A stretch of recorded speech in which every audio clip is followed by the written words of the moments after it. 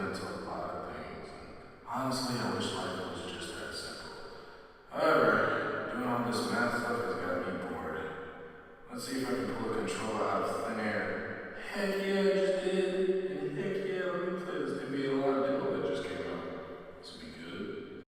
So when it comes to NBA Live 19's The One demo, I found myself just excited about the potential that this career mode could have, if not for the fact that there are so many different things going on. You can recruit players, you can play against players, and you play outside of the NBA. The league is only one part of your career journey, and that is really cool that they found a way to incorporate that without making it take over your entire experience and have certain things separate but yet altogether equal, that they impact your career and they impact how you're viewed in certain situations and certain leaderboards in certain areas.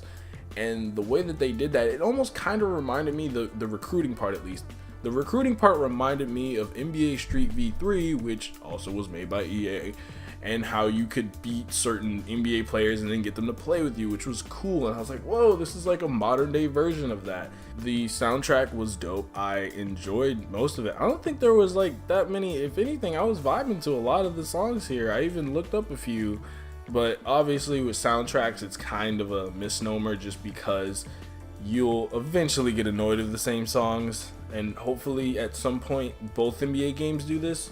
Just let us have custom soundtracks, so that way we don't lose our freaking mind. Like, you don't have to have anyone curate a specific soundtrack, because most likely everyone will have muted it after a month because the songs have become ingrained in their heads. The gameplay in the One demo it's still awkward and it's still a little hard to function, but again, I'm also a new player to Live. I've only really started since like Live 18. We're trying it out every year, and eventually I think maybe next year I might buy it, or this year I could buy it, depending on how much better I get at the game. I think right now it's a little hard to break down offense. It's a little hard to attack. I'm not really sure yet if it's me with the controls or the gameplay, because the physics don't really seem to be there. It still seems like everyone's kind of stuck to each other a little bit. Players do move around, and I love that. Like, it's awesome to see players constantly moving and not just getting stuck in sets or getting stuck in plays. I don't even think I actually ran any plays, and I still was fairly successful, but that could have been because of difficulty. I didn't even check the difficulty. It could have been on the easiest, and I could have just thought I was really good at Live. I'm not really good at Live. But as far as gameplay goes, like I said, offense, it just needs a bit more work. Like I said, as far as the gameplay, if you can get it to like move a little bit more realistically and have players do their thing that they would normally do, or function within an offense in a specific way, that would be great.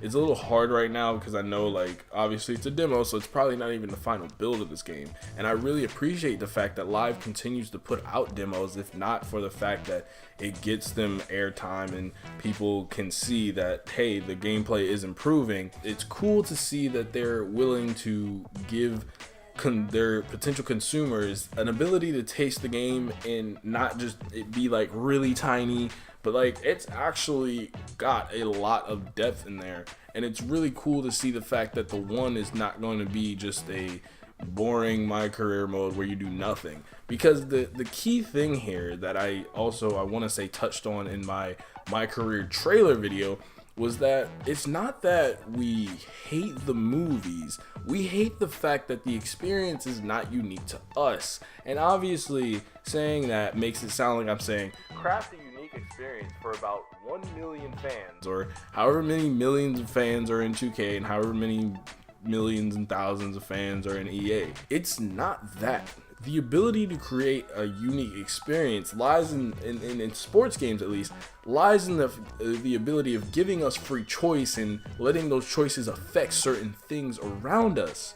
Because that's what happens in real life with anything almost. You wake up and you can decide to get out of bed or not get out of bed, and that could affect the rest of your day. You may miss work, you might miss school, you might miss something if you don't leave your room. What the One does is, while it obviously does make you the one and everyone's hyping you up, and I know that that's kind of a one size fits all type thing, but your responses do matter. Your responses do affect things. The way that you play do affect things. You can lose and still get something out of it.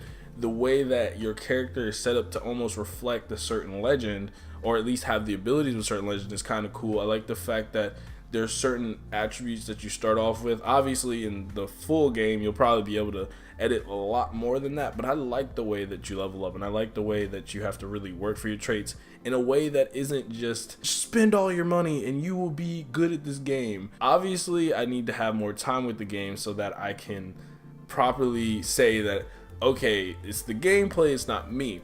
But as far as it goes, I didn't feel like the gameplay was hampering my ability to have fun. I was having fun learning, and I was enjoying trying to get better. And I think that that's something that is so significant with any sports game and with any game.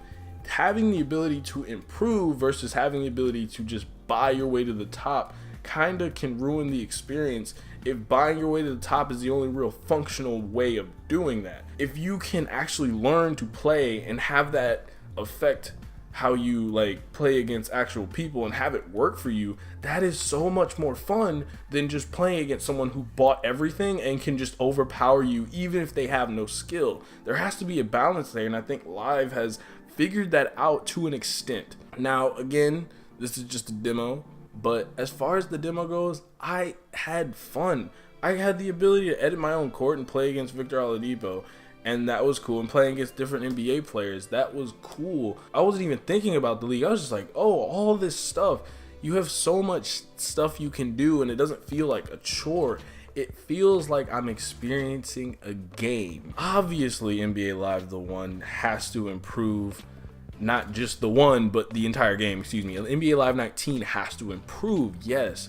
But this is a really good start, and I am going to be excited to see the next Live, and I might even buy Live 19. I couldn't say now for certain. I know like I'm still gonna buy 2K because at the end of the day their gameplay has just hit that point where even though there are significant legacy issues that plague the franchise consistently and irritate their entire fan base, there are still enough points in time that it doesn't affect gameplay that it makes it okay to play.